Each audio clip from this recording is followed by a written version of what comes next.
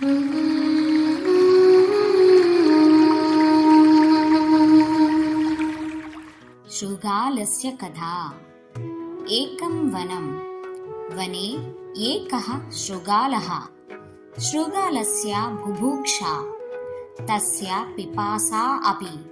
सः तत्र गच्छति, किमपि न प्राप्नोति, इतोऽपि गच्छति, किमपि न प्राप्नोति। शृगालः श्रान्तः भवति, खिन्नः च भवति।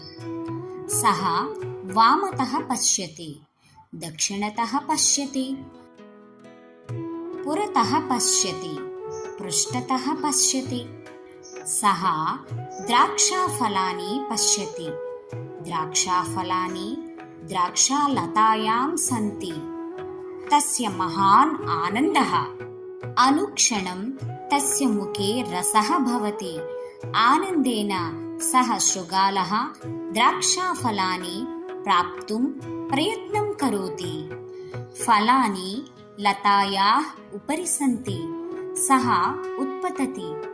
एकवारम् उत्पतति, द्विवारम् उत्पतति, त्रिवारम् उत्पतति, पुनः पुनः उत्पतति, किन्तु फलानि बहु उपरि सन्ति। सः फलानि ग्रहीतुं न शक्नोति। तस्य स्वेदः भवति, श्रमः भवति। आम्लं द्राक्षाफलम् इति वदति। आम्लं द्राक्षाफलम् इति उक्त्वा अन्यत्र भोजनम् अन्वेष्टुं गच्छति।